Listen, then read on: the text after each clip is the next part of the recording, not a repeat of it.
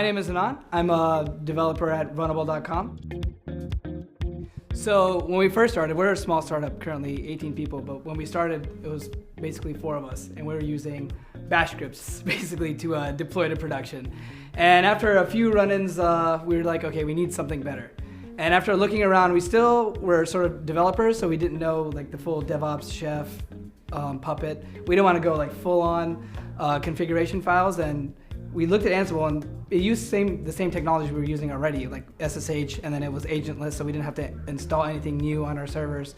So we just made the switch to Ansible, and we've been happy ever since. It provides a lot of great properties that we've come to like.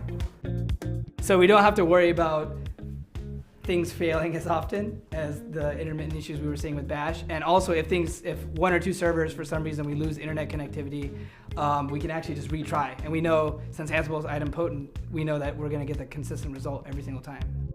We're a very microservice oriented developer team, and we write a new playbook for each new service we make. And we have around 15, 16 microservices now. So for each one of those, we have a custom playbook. And then anytime we need something specific that everything shares, we'll make a role.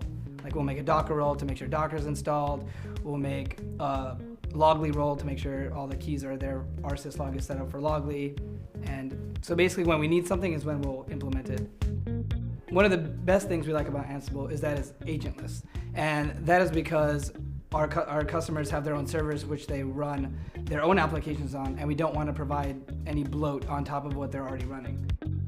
From Bash to Ansible, I basically had the playbooks running in about 3 days.